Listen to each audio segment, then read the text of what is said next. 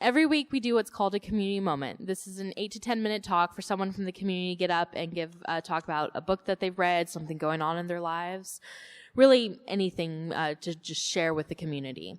This week, our community talk presenter is B Forbess. Thank you. By the way, football season is almost here, and I'm just showing the flag. So, good morning, Oasis. When I was thinking about this topic today, I remembered Terry's uplifting talk last week about community. Community is a big topic with me. I believe in them. I came to Oasis because of community. Kevin and I stayed because of community, and we love it here. So, my talk today, though, involves something called death. Now, nobody ran for the door. Good. I paid... never mind. That was a joke. I paid Jesse to tackle anybody who's heading out the door. So, anyway, let's see. Truth be told, how many of you have actually thought about your own dying and the feelings you have around it? Well, this is a secular group, and we're broad-minded. I also have. As a matter of fact, my journey began on December 26, 2013, when Kevin and I were hosting friends from Chicago and from Connecticut. We were all engaged in conversation all at once, when suddenly I found it difficult to speak. It quickly passed, and I thought, what the hell was that? Right? So the evening passed. We were all getting ready for bed, and I told Kevin that I'd just begun to have chills. That was odd. Didn't feel sick, but I was having chills. He said, "Do you want to go to the hospital?" And I said, "No, let's wait till tomorrow morning." We got in bed in 5 minutes. I said, "Let's go to the hospital." Something told me, get to a hospital. So I got there. Within 30 minutes, I was admitted to St. Luke's with 104 plus fever, blood counts through the roof, and I was diagnosed as having pneumonia. I've never had pneumonia in my life, so wherever that came from, I don't know. We had been on a plane a couple of days earlier, and I think maybe I just caught a virus off the plane. So anyway, the next day I was in my room with Kevin. We were talking, and 2 nurses came in, and they started fiddling with these apparati that you always have by your bed. And I wanted to say something, and suddenly I couldn't speak. I could think, but I kept thinking, I know there's a way out of here. How do I find that path to my mouth? And I realized I couldn't. And so I did something odd. I negotiated with whomever. I have no idea who I said this to, or if I even said it to myself. What I said was, "You don't understand. I can't die. I love too many people." And soon after, I went to sleep, woke up in a CAT scan, getting a CAT scan, and was diagnosed with totally blocked carotid arteries. Hence this, some people have asked. And I thought later, what an odd thing to say. Why don't you say, "I don't want to die," or, too many people love me. It's like, no, I love too many people. And over the next months, I had surgery on both carotids. And afterward, I was at home recovering. It was now into late April.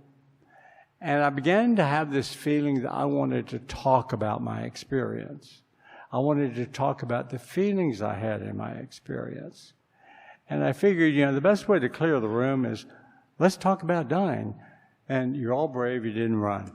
So anyway, my curiosity was took over, and I went to my friend Mr. Google, and I typed this in, see if I can work this apparatus. Where do I go to talk about my own deaths and my own feelings around it? and a sidebar popped up that said Death Cafe. And I thought, what on earth is this? And so I clicked on it, and boom, I wound up on a website in London by the founders of Death Cafe in England. But now they had a map where there were death cafes all over the East Coast, all over Europe, all over Asia, nothing in Texas. So I sent an email to the founder, and I said, do you have any death cafes in Texas, particularly Houston? And he replied and said, nope, why don't you start one? Now, I've started a lot of groups. I'm a starter, I don't finish. But anyway, I'm good at starting a group. But I replied, nope, too much. I'm not getting into that one. So I forgot it. And about a month later, I got an email from him that said, I just got another inquiry from Houston. Here's her name and number. Within a week, Cassie and I were meeting at a coffee house in the Heights and deciding that we wanted to start Death Cafe. We had a few guidelines. And so I went and found a place which was in a little coffee shop I know. I'm friends of the owner. And Cassie went and established a meetup page. Well, come the day of the first meeting, the restaurant was packed. There was some kind of lesbian roundup or something. It was owned by lesbians, and I'm gay, so we can talk about that.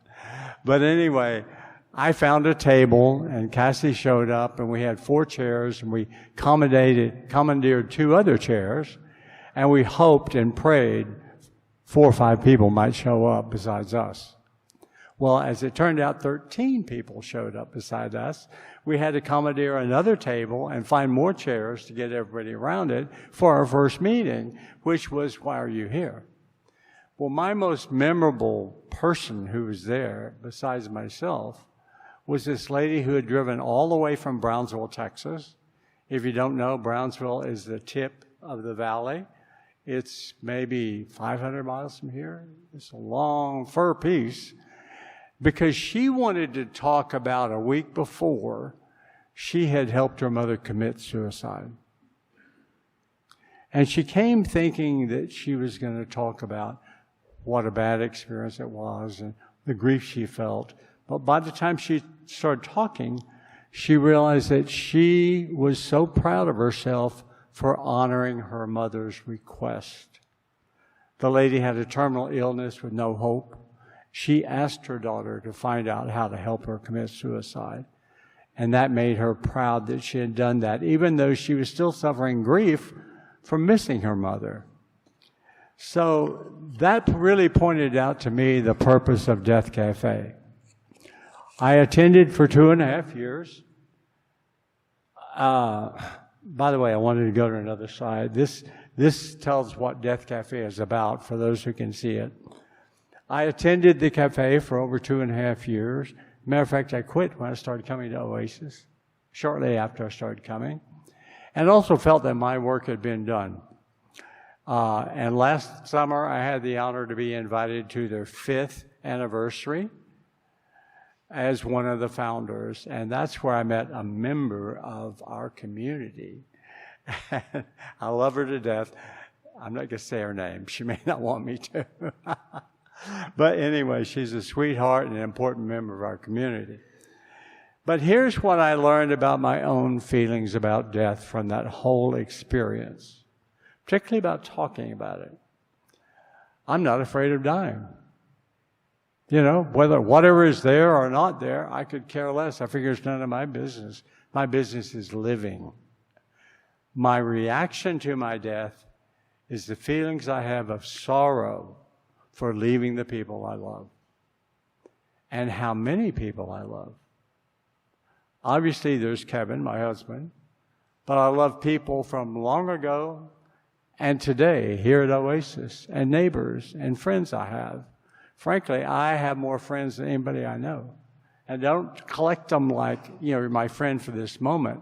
I stay in touch with people, and we build a relationship, and I'm very proud of that side of myself. So anyway, My experience only amplified these feelings of the ability to have feelings of love. To tying this into Terry's community moment about community, we have a community here. We are a whole lot of people that we can get acquainted with, that we can make friendships with, and some even that we can share our deepest secrets with. And that, to me, is the purpose of community, to provide that facility. My last advice is never feel afraid to share your feelings with other people. It makes life more complete and beautiful. Thank you.